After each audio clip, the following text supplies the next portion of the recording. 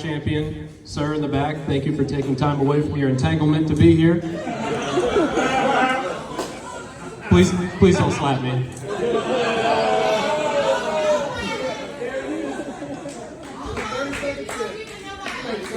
I'm just fucking with you, man. It's cool.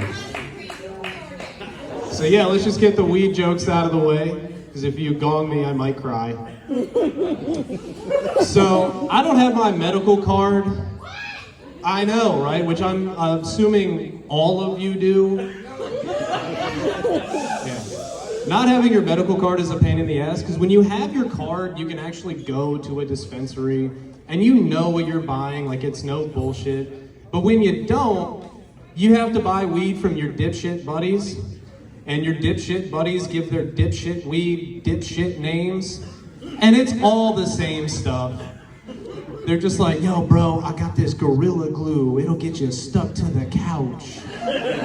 Hey, bro, I got this green crack. It'll make you crazy. Yo, dude, I got this yellow jacket. It'll sting you when you inhale. It's just like, dude, this is the same shit you sold me last week. Like, and cut the bullshit, man. Like, I don't care what it's called. Just, does it get me high? Then that's all you need to tell me. Like, unless, of course, you're just like, yo, man, I got this bag right here. It's the Pink Poser. Oh, for real? Does it get me high? Well, yeah, but it'll also make you really into MGK's music. Right? Okay, well, I don't want that one. You know what's even more annoying about buying weed?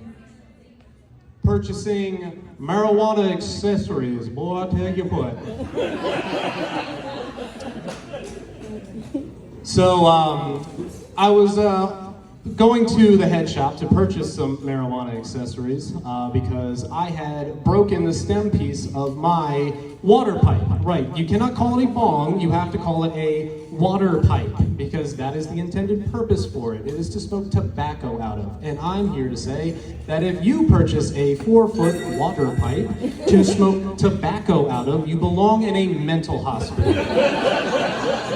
That is psycho shit. Like, yeah, sure, I know cigarettes exist, but you know what I really want to do? Let's just take a fat rip of Marlboro Lights straight to the fucking dome. You're insane. You do not belong in, like, society if you do that. So anyway, I walk into the store, and I had broken the stem piece of my bong. Yeah, I'm gonna call it a bong. And I walk in there and I take the old part, thinking I can just go in and just find the replacement part. Like I'm walking into fucking Bong Depot or something. So I go in there and the guy's like, may I help you, sir? And I open up my bag and I was like, yes, I would like to buy a replacement one of these. And it is caked in resin and it's all cracked up. And the guy looks at me and he was just like, get the fuck out of here. And I thought he was just kidding around. I was like, nah, buddy, you get the fuck out of here. Who's this wise guy over here? I was like, no, but seriously, like, I need one of these. And he was just like, dude, did you not hear me? Get the fuck out of my store. I was like, oh my God, you're serious, okay. I was like, why? He's like, you cannot have that in here. I'm like, but you sell these. It's like, you have to take it outside or I'm calling the cops. I'm like, okay. So I go outside, I put the stem piece in my card. I come back in and he goes, hello, how may I help you? I said, hi, you remember the thing that I came in here before? I would like to purchase that. Okay, what size do you need? Well, gee, I don't know. I wish I had one for a reference. Fucking asshole. So you know what else is bullshit? The fact that they drug test for jobs. Now that's not bullshit because you don't want to be hiring like a meth head or, you know, a coke head, of course, but it's bullshit that they test for cannabis. Am I right? Yes. That was very underwhelming. I was hoping you did. But it's okay, you guys are high, I get it.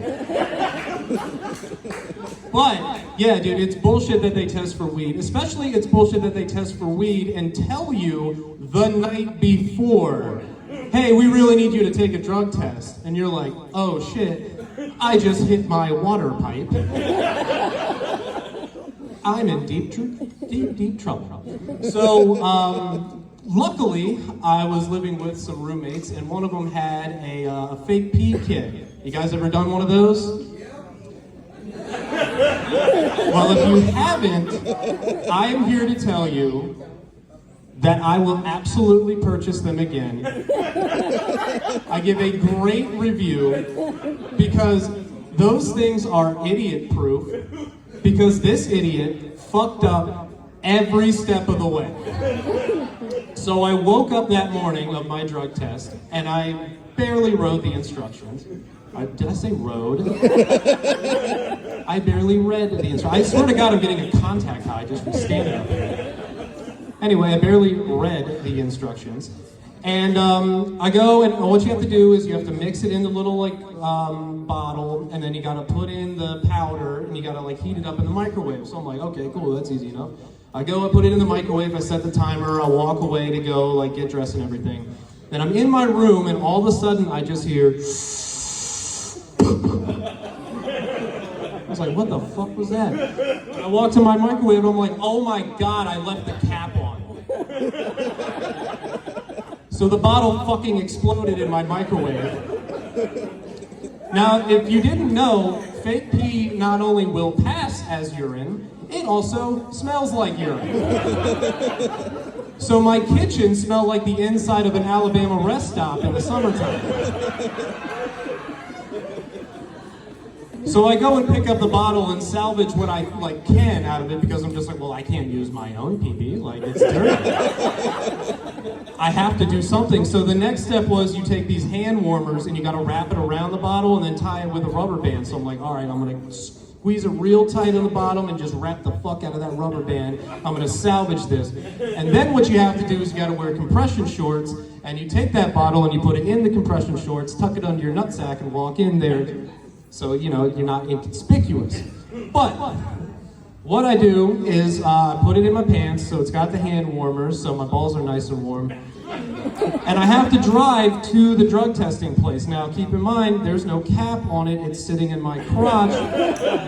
And I swear to God, I hit every single red light on the way there. So every time I stop, it's jiggling around, and I get little pee-pee dribble on my pants, so it looks like I pissed myself.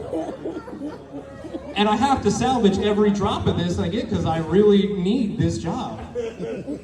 So I get to the place, right, and they told me my appointment was at noon, so I have this busted up bottle of fake piss in my underwear. I get out, my pants look like I already pissed myself, and I go, and I walk into the door, and I open it, and it just goes,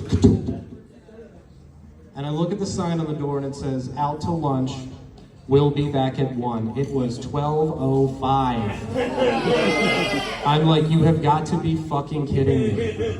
I've already, I already have a broken drug test in my pants. The hand warmers are slowly wearing off. This was my window to pass this test, and now you're telling me I have to wait an hour. So I'm like, well, shit, man, I've made it this far, I gotta try. So I just go back into my car, and I'm just like, what do I do for warmth? I turn the heated seat on, I start just rubbing myself in the car like that. And everybody, people, passerbys are just looking at me, just sitting in the car like this. Just I'm preparing a sperm sample, leave me alone. But no, I finally went in there, and lo and behold, I had just enough pee-pee to make it believable, and I passed the test. So, 10 out of 10, would buy again, fake pee kits. Is that my time? That's my time. That's a good place to end. Yeah. Thanks for coming out, everybody. My name's Andy Redding. You can find me on Instagram. It's at Andy_Red if you enjoyed what you saw tonight. Thank you, everyone.